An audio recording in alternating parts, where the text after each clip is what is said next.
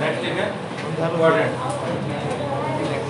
Quadrant होता क्या है वैसे, ये जो प्लेन है ठीक है, इस प्लेन को मैं अगर 4 इक्वल पार्ट में डिवाइड कर दूं तो हर एक पार्ट को मैं क्वाड्रेंट है। बात समझ आई? यस। आगे चल के जब हम 3D पढ़ेंगे तो हम स्पेस को 8 पार्ट में डिवाइड करेंगे और उनको ऑक्टेंट बोलेंगे, ठीक है? ऑक्टेंट जब 8 पार्ट में डिवाइड करेंगे, अभी हम 4 पार्ट में डिवाइड करेंगे क्वाड्रेंट, ठीक है? एक्स एक्सिस वाई एक्सिस है क्या? आप लोगों ने नंबर लाइन के बारे में तो सुना होगा, इसका हर पॉइंट किसी न किसी नंबर को रिप्रेजेंट करता है, रियल नंबर या फिर दुनिया का कोई भी रियल नंबर है वो उस लाइन के किसी न किसी पॉइंट से रिप्रेजेंट होता है, उसको बोलते हैं नंबर लाइन, ठीक है? अब दो नंबर लाइन को हम लोगों ने इस तरह से रखा है परपेंडिकुलर एक दूसरे को, एक ये नंबर लाइन, एक ये नंबर लाइन, दोनों ही नंबर लाइन है लेकिन एक दूसरे पे परपेंडिकुलर रखा और इस तरह से रखा है कि इसका ओरिजिन 0 और इसका 0 दोनों कोइंसाइड करते हैं। आप समझ आई? ये एक ऐसी लाइन है नंबर लाइन 1 2 3 4 5 इधर -1 -2 -3 -4 अब तो इंफिनिटी, इधर 1 2 3 4 -1 -2 -3 -4, ये दो नंबर लाइन दोनों को एक दूसरे पे परपेंडिकुलर रखा हुआ है जिससे कि इन दोनों का जो 0 है वो कोइंसाइड करता है और जिस पॉइंट पे ये दोनों परपेंडिकुलर है मीट करें उसको बोलते हैं ओरिजिन, इसको बोलते हैं ओरिजिन, ठीक है? 0, 0 इसके कोऑर्डिनेट होते हैं 0। कोऑर्डिनेट का मतलब कोऑर्डिनेट का मतलब होता है ऑर्डर पेयर, इसके अंदर फर्स्ट एलिमेंट होता है है ना x, सेकंड कोऑर्डिनेट y, इसका मतलब इसको बोलते हैं x कोऑर्डिनेट, उसको बोलते हैं y कोऑर्डिनेट, x कोऑर्डिनेट को एक्सिस भी बोलते हैं और y कोऑर्डिनेट को ऑर्डिनेट बोलते हैं, ठीक है? और जो x कोऑर्डिनेट होता है इसका मतलब distance from y axis, x coordinate का मतलब होता है डिस्टेंस फ्रॉम y एक्सिस और y कोऑर्डिनेट का मतलब होता है distance from x axis, distance from x axis, ये y कोऑर्डिनेट, ठीक है? ये है आपका क्वाड्रेंट, इसको बोलते हैं फर्स्ट क्वाड्रेंट।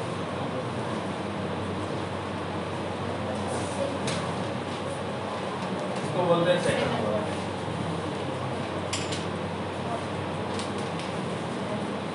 ये आपका थर्ड क्वाड्रेंट और ये फोर्थ क्वाड्रेंट।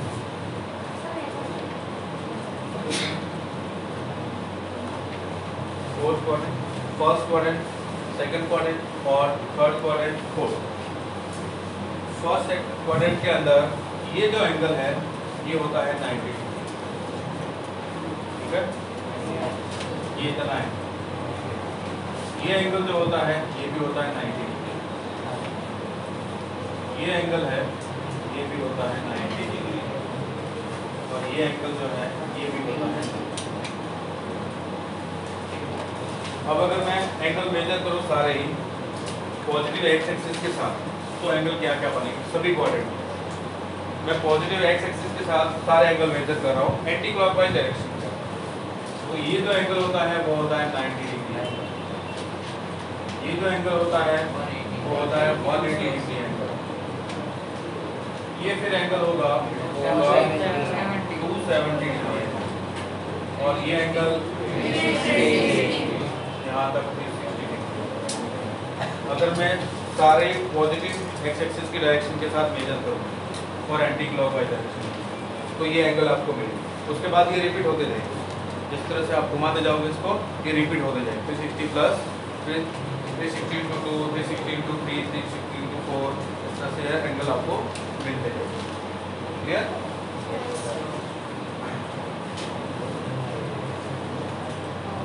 हाँ अब देखिए रेफरेंस एंगल और क्वाड्रेंटल एंगल किसको होते हैं?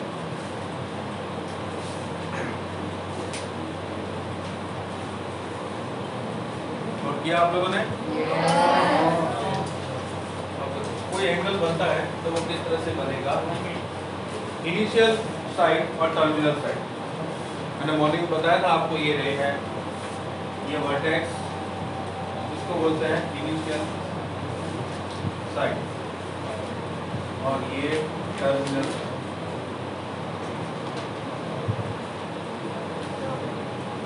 और ये एंगल है, ठीक है? एंटी क्लॉकवाइज डायरेक्शन में ये रोटेट हो। अब अगर इनिशियल साइड को मैं एक्स एक्सिस बना दूं, ये जो इनिशियल साइड है वो एक्स एक्सिस बन गई है बात, और टर्मिनल साइड को ये टर्मिनल साइड,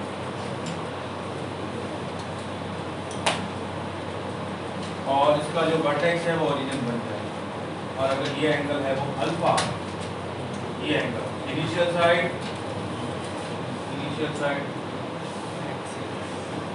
और टर्मिनल साइड, इन दोनों के बीच का एंगल अल्फा। क्लियर?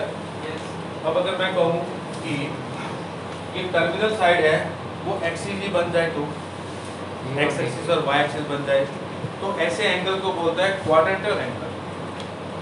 ये एंगल होता है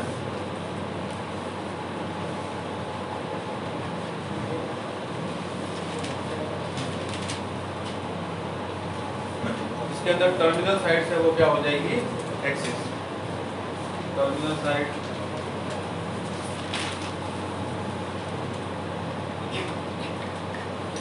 वो हो जाएगी आपके एक्स एक्सिस और वाई। तो क्वाड्रेंटल एंगल कौन कौन से हुए? ये टर्मिनल साइड जब ये वाई एक्सिस होगी तब तो 90 डिग्री हुआ, जब टर्मिनल साइड है वो एक्स एक्सिस होगी तो 180 डिग्री हुआ, 180 डिग्री, फिर से वाई साइड 270 और 360, ठीक है? अब अगर आप यहाँ से मेजर करोगे तो -90, -180, -270, -360, तो ये प्लस इनको बोलते हैं क्वाड्रेंटल।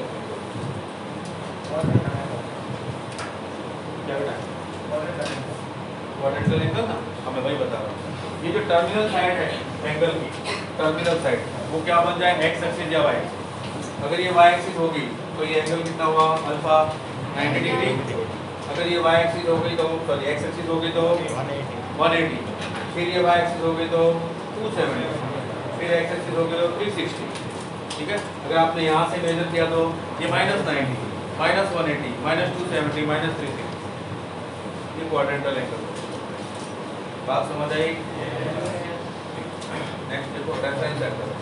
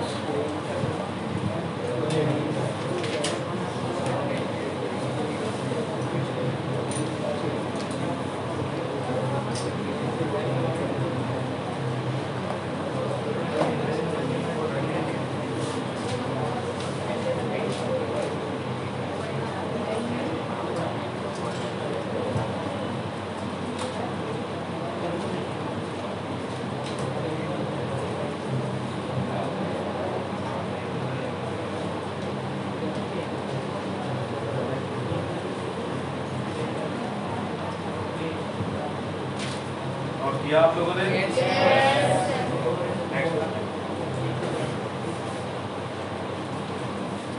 को टर्मिनल एंगल से हम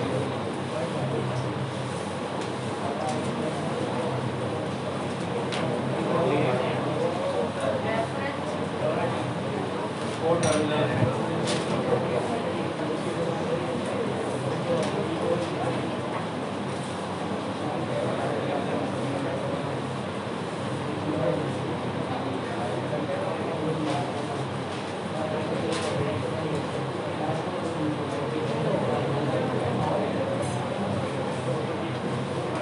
नाम से पता चल रहा है इनकी टर्मिनल साइड है वो सेम, ठीक है।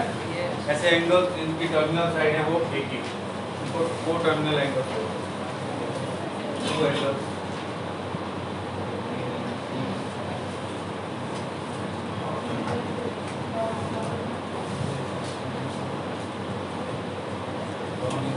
Standard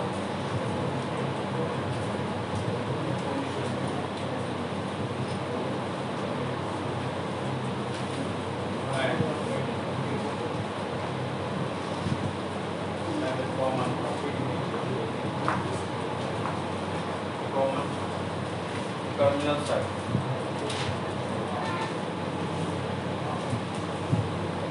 Terminal side are called co-terminal angles.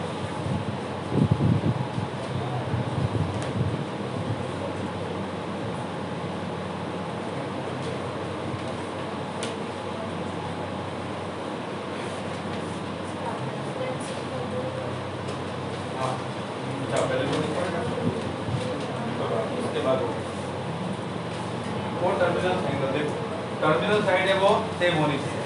तो अगर मैं बोलता हूँ मेरे पास एक एंगल है ये वाला, ये एंगल है, अगर ये अल्फा है, ये अल्फा, ठीक है। तो अगर मैं यहाँ से पूरा इतना रोटेट होके फिर यहीं आता हूँ, फिर यहीं आता हूँ, यहाँ से रोटेट है ना, तो 360 प्लस वो कैसा एंगल हुआ? वो टर्मिनल एंगल हुआ। दोनों की टर्मिनल साइड एक ही हुई। फिर मैं यहाँ से 2 राउंड लगा के फिर आऊँ तो 720 प्लस अल्फा, 720 प्लस अल्फा, ये एंगल कैसा हुआ? 720 प्लस अल्फा, वो टर्मिनल एंगल हुआ ना। अब इसको देखो, अगर आप यहाँ से मूव करोगे ऐसे, तो ये एंगल कितना है? Minus 360 plus. क्या बात समझ आई है? अब ये सभी के सभी मैंने जो आपको एंगल बताई है वो टर्मिनल एंगल है। क्यों? इन सभी की टर्मिनल साइड है वो सेम है। बात समझ आई? ठीक है, ओके, फिर से बता दें।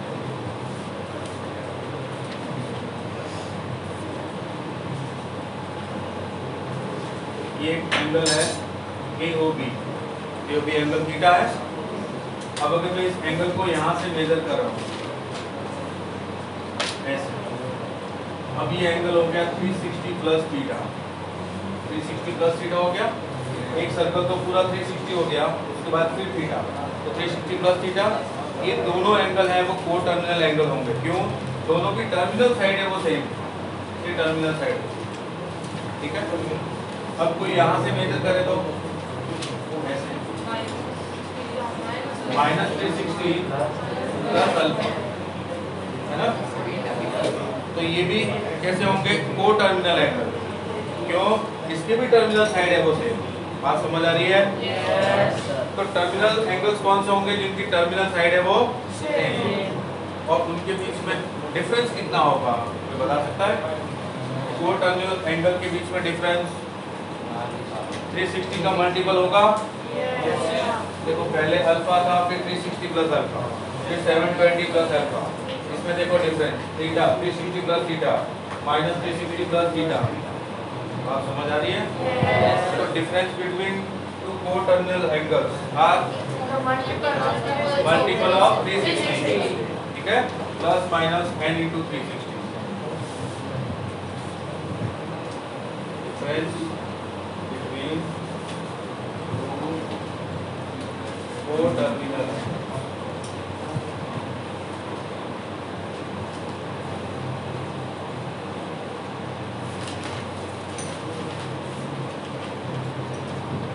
n into 360 plus minus positive भी हो सकता है और नेगेटिव भी,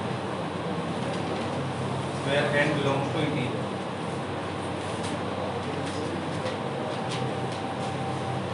प्लस माइनस हटा दो, इंटीजर लिखा है तो प्लस माइनस हटा दो।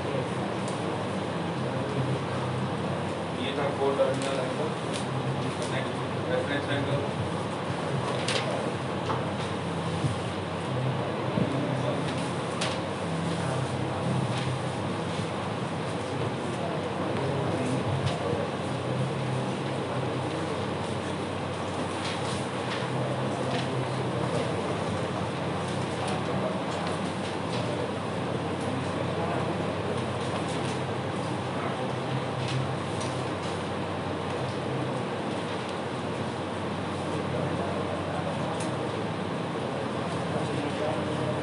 किया।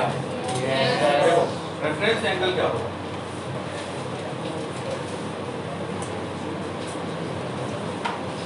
आपको स्टैंडर्ड पोजीशन में आपको कोई एंगल गिवन है, ठीक है, वो स्टैंडर्ड पोजीशन। अब आपको क्या करना है, उसकी टर्मिनल साइड और एक्स एक्सिस के बीच का एंगल बताना है, वो रेफरेंस एंगल होगा।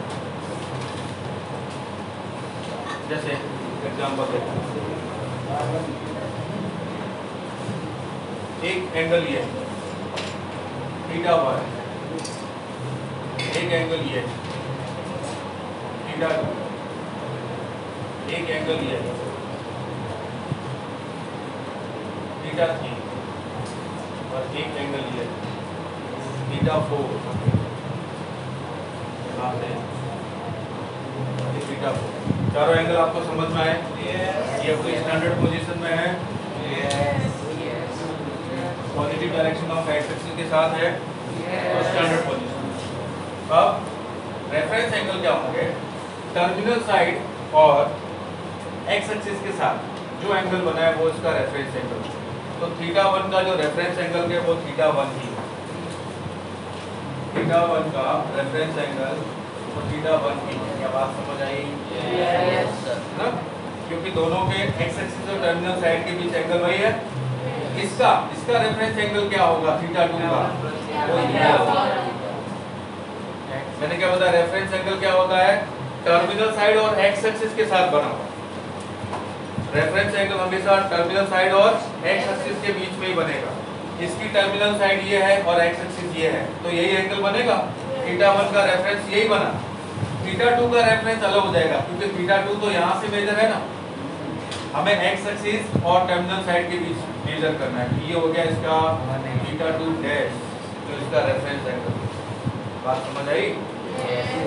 अब थीटा 3 का रेफरेंस एंगल ये एक्स एक्सिस और इसके साथ थीटा 3 डैश। क्या बात समझ आई? थीटा 4 का रेफरेंस एंगल ये थीटा 4 डैश। अब इन सभी में कनेक्शन देखो, थीटा 4 डैश को क्या लिखूं, थीटा 4 डैश, ये पूरा का पूरा कितना है, सॉरी थीटा 4 क्या लिखूं, थीटा 4 को मैं 360 माइनस थीटा 4 डैश लिख सकता हूं। थीटा 3 को क्या लिखूं, 360 या 180 प्लस थीटा 3 डैश। क्या बात समझ आई? समझ आ रहा है? कोई बात नहीं, फिर से समझा। थीटा 3 जो है वो यहाँ से मेजर किया, देखो ये यहाँ से यहाँ तक, ये पूरा थीटा 3, और थीटा 3 डैश तो सिर्फ इतना है, तो यहाँ से पाई तो ये हो गया, प्लस थीटा 3 डैश, दोनों को मिलाओ तो थीटा 3 मिल जाएगा। समझ आई बात? अब थीटा 2 क्या होगा, कौन बताएगा? थीटा 2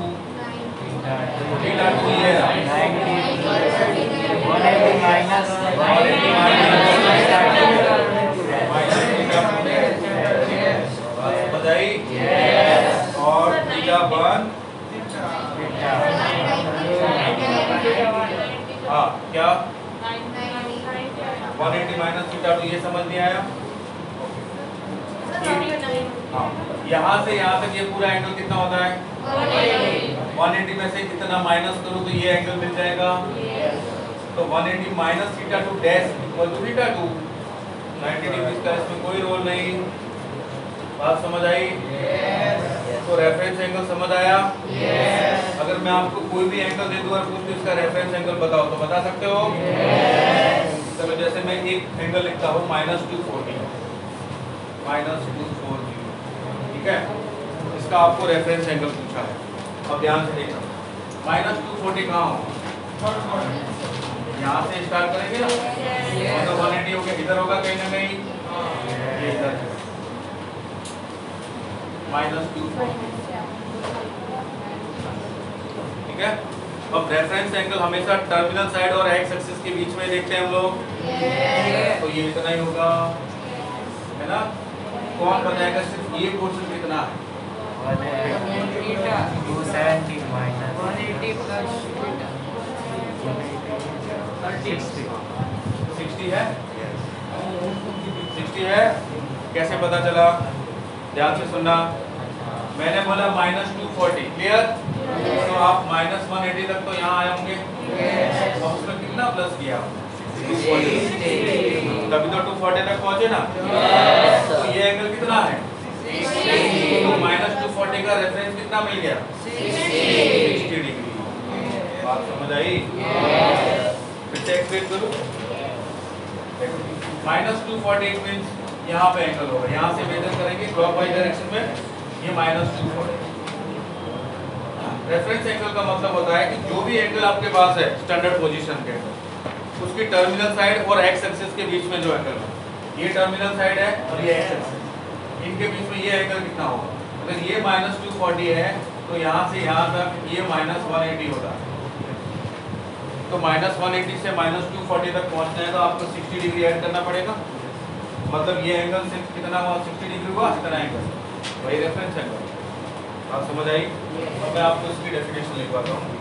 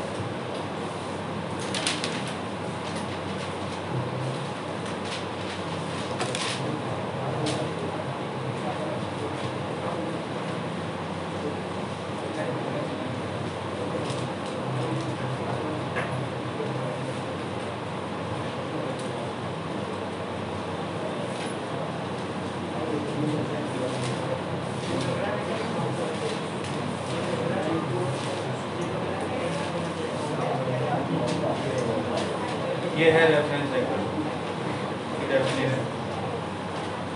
चलिए अब मैं कुछ एंगल लिखता हूँ, उसके रेफरेंस एंगल आपको बताने मुझे। थीटा है -230 डिग्री, उसका रेफरेंस एंगल आपको बताना है। दूसरा है थीटा इक्वल टू 31 π/9, इसका रेफरेंस एंगल बताना है। और थर्ड है 640, इसका रेफरेंस एंगल आपको बताना है। फर्स्ट का कितना? 50 डिग्री। Very good.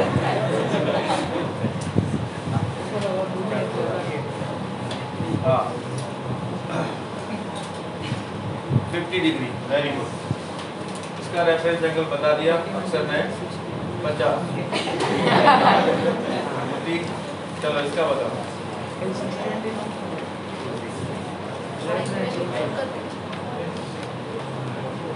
करना चाहो तो कर सकते हो, वैसे भी नहीं।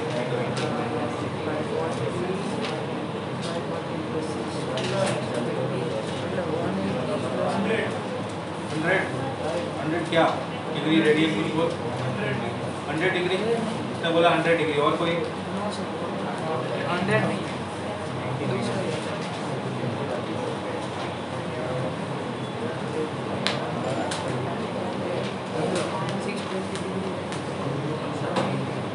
मैंने आपको यहाँ पे कम्प्लीटली बता दिया है कि पाई प्लस होगा पाई माइनस होगा 2 पाई प्लस 2 पाई माइनस इसी तरह से आएगा इसके अंदर फिर आपको डिफरेंस बताना है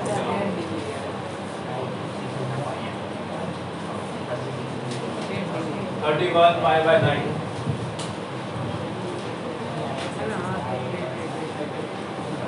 31 पाई बाय 9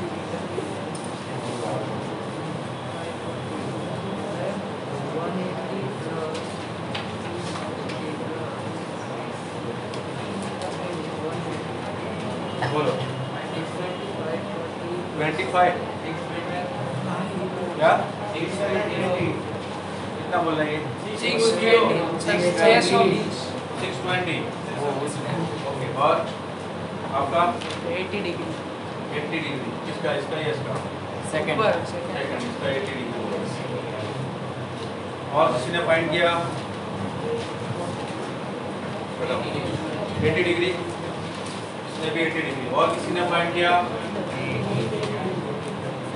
चलो अभी तक 31 पाई बाय 9 को ऐसा लिखा जा सकता है 27 पाई प्लस 4 पाई बाय 9 ऐसा लिख सकते हैं हम लोग अब ये हो जाएगा 27 pi by 9 plus 4 pi by 9 ऐसा लिख सकते हैं ना अब 27 ये हो जाएगा 3 पाई प्लस 4 पाई बाय 9 ठीक है अब ये कहाँ होगा ध्यान से ये होता है पाई क्लियर ये एंगल यहाँ से यहाँ तक 180 डिग्री मतलब पाई फिर ये 2 पाई फिर ये 3 पाई प्लस 4 पाई बाय 9 तो ये कहीं ना कहीं इधर होगा 3 पाई प्लस 4 पाई बाय 9 क्या बात समझ आई अब हमें क्या चाहिए सिर्फ टर्मिनल साइड और एक्स एक्सिस के बीच का एंगल तो ये एंगल तो 4 पाई बाय 9 ही तो है बाकी तो 3 पाई है तो ये एंगल 4 पाई बाय 9 हुआ क्या बात समझ आई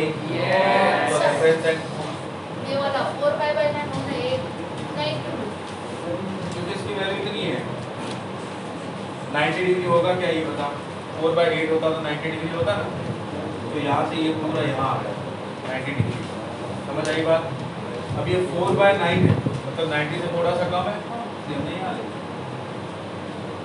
समझ आया सबको नहीं समझ आया बेटा आपको कैसे एक्सप्लेन सर पता कैसे चलेगा 31 को 27 प्लस 1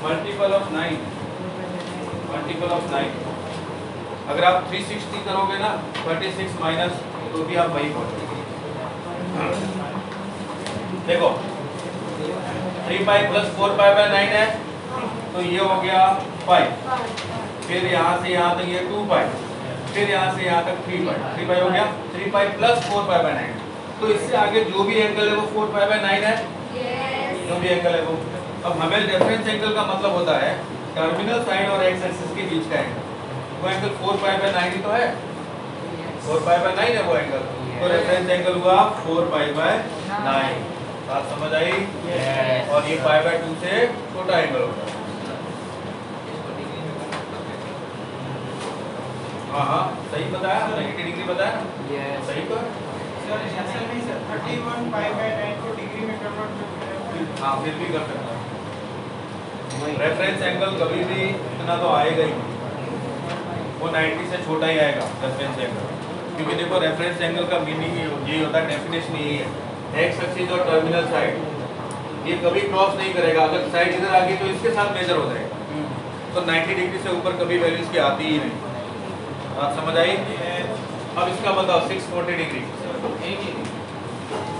बताओ 80 डिग्री नहीं 80 डिग्री वेरी गुड 80 बिल्कुल करेक्ट 80 डिग्री बहुत चलिए ये थे ट्रिग्नोमेट्री से रिलेटेड छोटी छोटी बातें अभी चलते यूनिट रेडियस कॉन्सेप्ट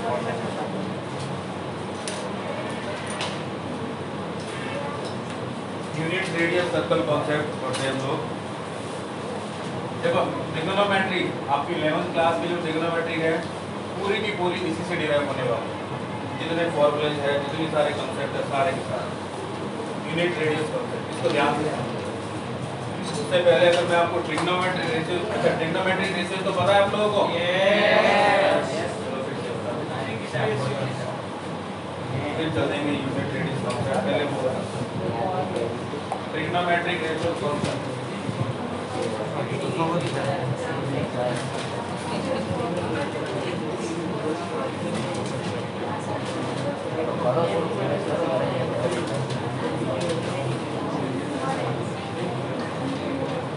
एक राइट एंगल ट्रायंगल है ABC, ये एक राइट एंगल ट्रायंगल, ठीक है। अगर ये एंगल अल्फा है या थीटा है, थीटा है, ठीक है। तो ये ट्रिग्नोमेट्रिक राइट एंगल ट्रायंगल की जो साइड्स है ना, इन साइड के डिफरेंट साइड के रेशियो को कुछ ना कुछ नाम दिए गए, अलग अलग फंक्शन। जैसे ये जो साइड है इसको बोलते हैं बेस, इसको बोलते हैं परपेंडिकुलर,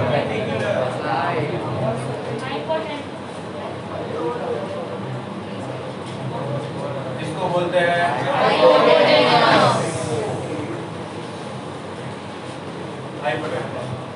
क्लियर। अगर ये थीटा यहाँ पे होगा तो फिर परपेंडिकुलर ये बन जाएगा और बेस ये बन जाएगा, थीटा पर डिपेंड करेगा। अब अलग अलग साइड, जैसे मैं इसका नाम दे देता हूँ B, इसका नाम P और इसका नाम H, तो इन तीनों साइड के अलग अलग रेशियो थे, डिफरेंट। जैसे किसी ने बोला सर P/H, ये भी एक रेशियो है, किसी ने बोला B/H, ये भी रेशियो है, P/B, ये भी रेशियो है, H/P, ये भी रेशियो है, B/P, ये भी रेशियो है, और H/P, ये इतने सारे रेशियो बने। इसके अलावा और भी रेशियो बन सकता है। इन सभी रेशियो को कुछ अलग अलग नाम दिए। इसको नाम दिया गया साइन, इसको साइन,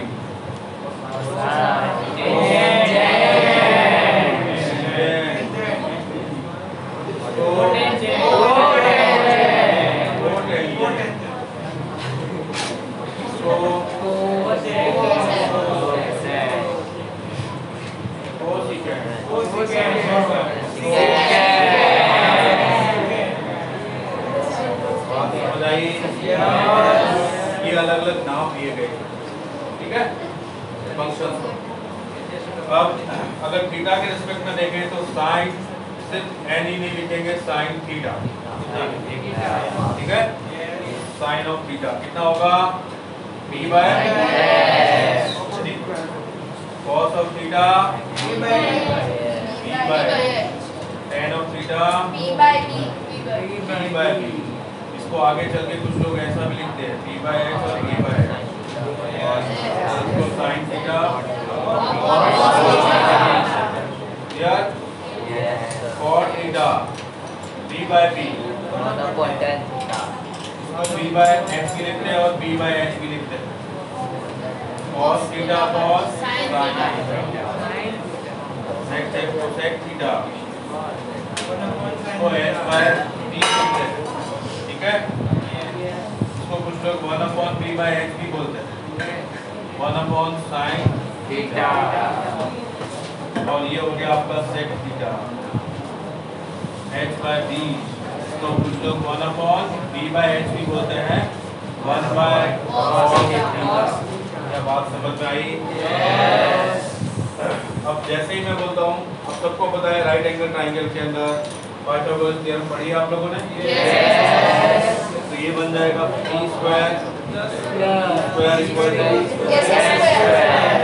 इन सभी को H² से डिवाइड करें तो P/H²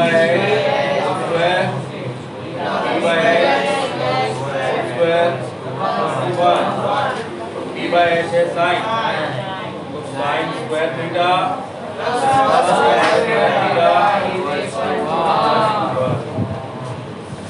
अब मैं इस पूरी इक्वेशन को cos करके डिवाइड कर दूं तो sin square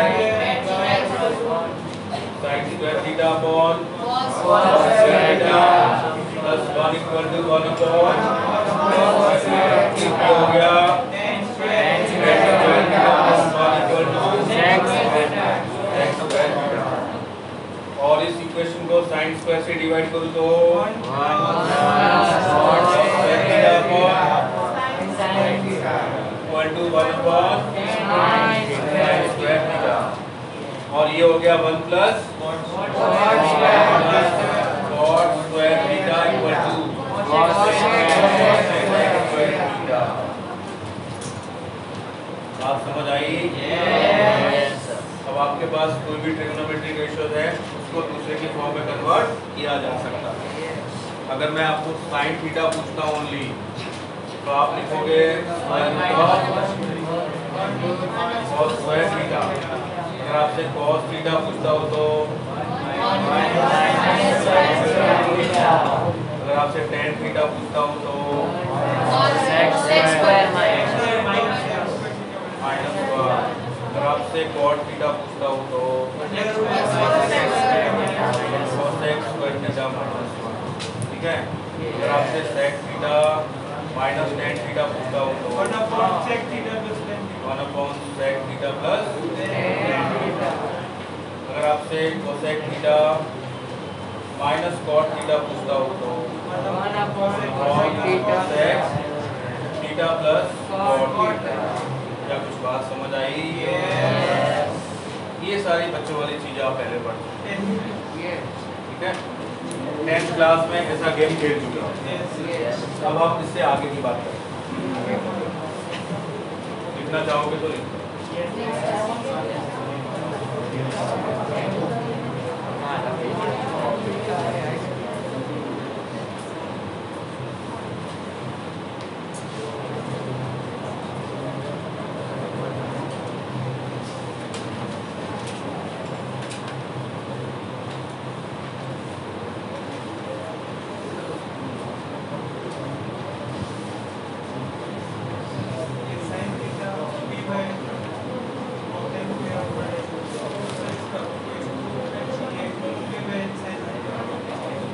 sin theta b by tan square minus इसका नाम दिया, इसका नाम उनका नाम रखना था ना, नाम करते हैं नाम अक्सर रखना और इसका कोई प्रूफ है अक्सर के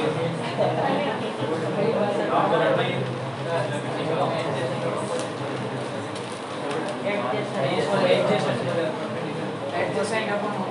आप अपने हिसाब से कुछ भी बोल सकते हो। ठीक है। आप अपने हिसाब से कुछ भी बोलो, एग्जाम में गड़बड़ बात कर रहे हो।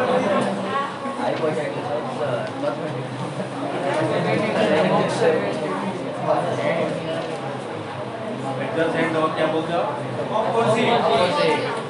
अच्छा बेस को एडजस्ट बोर्ड में पढ़े।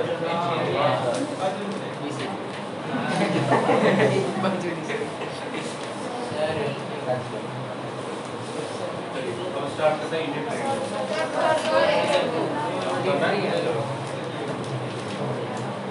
ये आइडेंटिटी से रिलेटेड कुछ प्रैक्टिस तो आपने की होगी।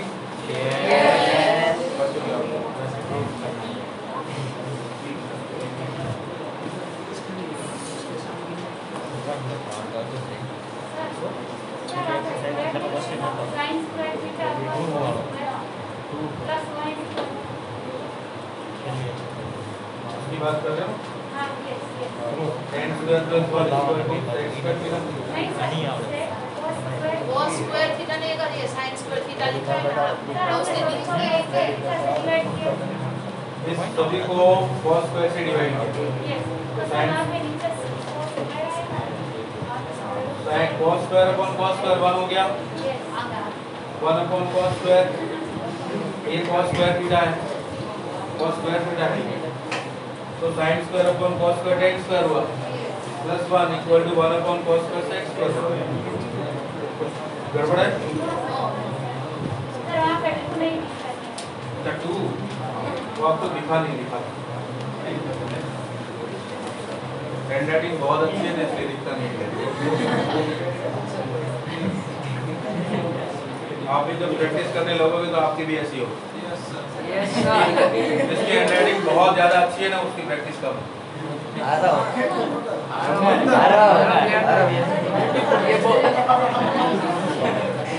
अपने आप निकल जाता है। अभी नहीं, ग्रेजुएशन वगैरह होने के बाद।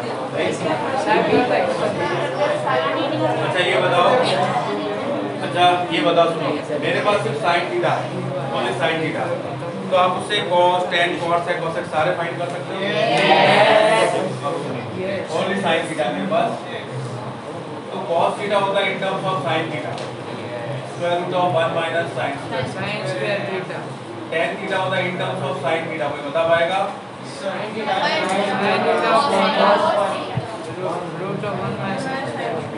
cot theta in terms of sine theta क्या लिखूं?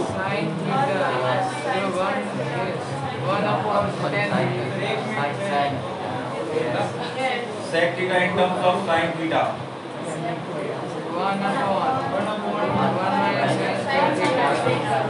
cosec theta in terms of sine theta. बात समझ आई? अब अगर आपके पास tan थीटा गिवन हो और सारे ट्रिग्नोमेट्रिक रेशियो ढूंढने हैं, सिर्फ tan थीटा है, आपको sin थीटा चाहिए, कोई बता सकते हो sin थीटा कैसे मिलेगा? sin थीटा बताओ, tan थीटा से कैसे मिलेगा?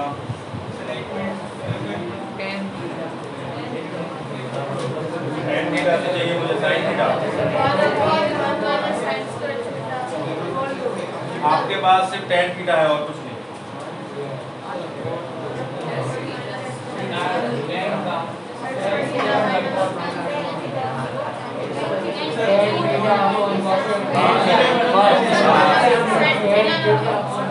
बोलो क्या कह रहे हो? हाँ बोलो। मेरे पास सिर्फ tan थीटा ही है और कुछ भी नहीं है, ओनली tan थीटा।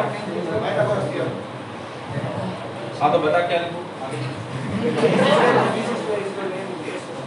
आपके पास सिर्फ tan थीटा है, आपको sin थीटा ढूंढना और इसके अलावा कुछ भी नहीं है। बोलो क्या लिखूं?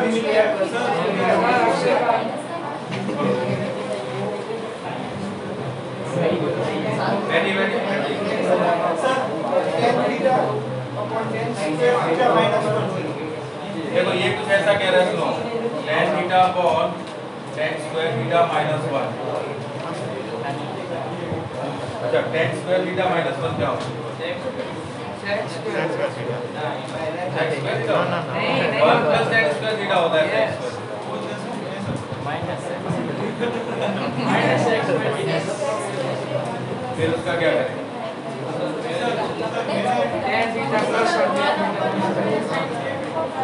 अच्छा ये बताओ, अगर मैं इसको प्लस करता हूँ ये क्या बनेगा?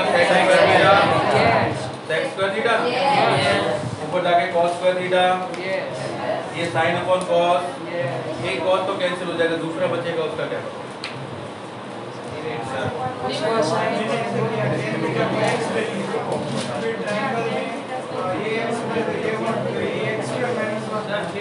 चले बात बताओ, ध्यान से सुना। मैंने लिखा sin थीटा को square root of 1 minus cos square theta लिख सकता हूँ। cos स्क्वायर थीटा को लिखा 1 अपॉन sec स्क्वायर थीटा लिख सकता हूँ। sec स्क्वायर को थीटा लिखा 1 प्लस tan स्क्वायर थीटा लिख सकता हूँ। तो मेरे पास सिर्फ tan थीटा था, मैंने उससे sin थीटा ढूंढ लिया। क्या बात समझ आई? तो sin थीटा इक्वल टू, अब क्या लिखो in terms of tan theta? जल्दी बताओ। tan theta upon square root of 1 plus tan square theta. बात समझ आई? अब मुझे बताना, मुझे चाहिए tan थीटा है और कोसेक थीटा चाहिए, तो इससे मिल जाएगा। और इससे मुझे sec थीटा चाहिए, तो कैसे फाइंड करूंगा? sec theta under root 1 plus tan square theta और sin cos थीटा चाहिए तो 1 अपॉन हो जाएगा। हाँ जी, तो अभी है ना इसी क्लास में, ऐसा लग रहा है जैसे तेरा सिर्फ बॉडी यहाँ पे है ना, तू ऐसे इसको देख रही है जैसे वो रजनीकांत नहीं देखता 2.0 गीगाहर्ट्ज नहीं बोलता वैसे बॉडी इसकी यहाँ पे है। अगर तुझे समझ में आया तो चलो, मैंने बोला मेरे पास एक cot थीटा है और तू sin थीटा बता, पता चलो ओनली कॉट थीटा और कोई ट्रिग्नोमेट्रिक रेशियो यूज नहीं करना, only cot theta.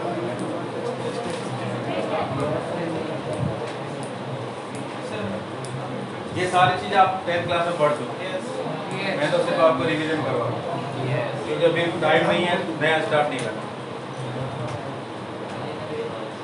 Sine theta है, फाइंड करना, ओनली कॉट थीटा है आपके पास।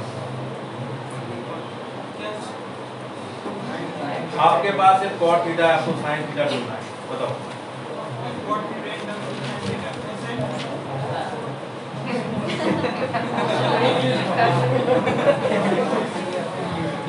साइन थीटा बताओ।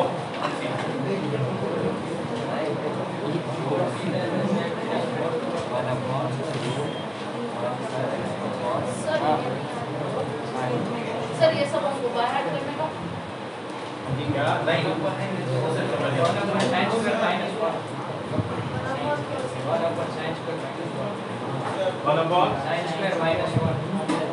मैं पूछ रहा हूँ sine theta in terms of cot theta.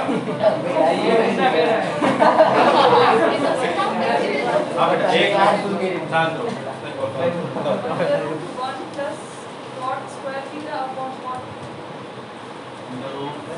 One plus cot square theta upon cot is square root of 1 plus cot square theta होता है cosec square theta। Clear? cosec square theta का root cosec theta, ठीक है?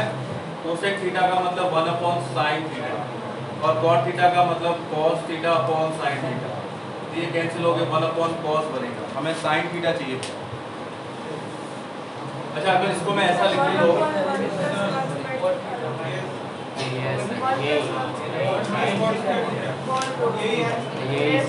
इससे मिल जाएगा sine theta. चलो मेरे पास सिर्फ सेक थीटा है और आपसे साइन थीटा पूछा है, आप बताओ। साइन थीटा पूछा है आपसे, मेरे पास सिर्फ sec theta, only sec theta. आपसे साइन थीटा पूछा है।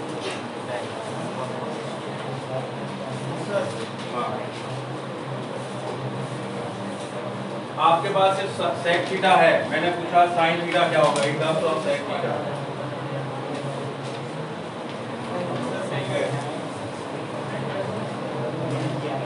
साइन थीटा बता दो in terms of sec theta. Under root of sec square minus 1 upon sec square x मतलब sec x square root of sec square minus 1 upon sec x sec theta. हां sec. अब सुनो, sec square theta minus 1 tan square theta, tan square का root tan theta, tan theta का मतलब sine upon cos, ये cos और सेक नीचे है, सेक और कॉस कैंसिल होकर 1 बन जाएगा तो साइन थीटा मिल जाएगा। बात समझ आई? ठीक है, और ढूंढ सकते हो। चलो एक और बताओ, आपके पास है कोसेक थीटा, ठीक है, आपसे टेन थीटा पूछा है in terms of cosec theta. आपको बताना है टेन थीटा क्या होगा in terms of cosec theta.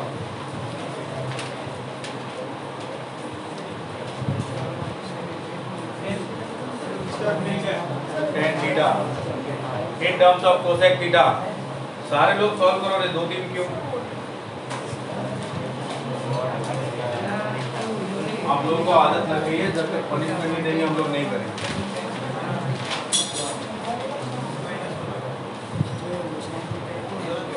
किया बेटा सॉल्व? आपने समझ नहीं आ रहा, ऐसा है? सर ये समझ में नहीं आ रहा? नहीं अच्छा हाँ, ये वाला ना? साले हाँ, बोलो। ये सब करते किस तरह कोई नहीं। अच्छा ये कैसे फाइंड करेंगे वो नहीं पता? तो 10th क्लास में आपने ट्रिगोनोमेट्री में प्रैक्टिस नहीं की? ये किस तरह से करते हैं अब सुनो। tan थीटा है, मुझे चाहिए in terms of cosec theta. तो सबसे पहले कोसेक थीटा का रिलेशन देखो, 1 plus cot square theta equal to cosec square theta. क्या कॉट से tan लाया जा सकता है? स्टार्ट करते हैं सबसे पहले। हाँ 1 upon under root tan square theta minus 1। मैं tan थीटा पूछ रहा हूँ in terms of cosec theta. cos x square theta minus समझ आया आपको? Yes. क्योंकि cosec square theta minus 1 cot square theta होता है। cot स्क्वायर का रूट cot थीटा और 1 upon cot theta tan theta होता है। बात समझ आई? आप में से ऐसे कितने लोग हैं जिसमें ये ट्रिग्नोमेट्री रेशियो के बारे में कुछ भी समझ में नहीं आया? कौन सा? बोलो। ये सारे formula sin theta cosec theta tan theta से नहीं का हाँ? ये तीन आइडेंटिटी याद रखो।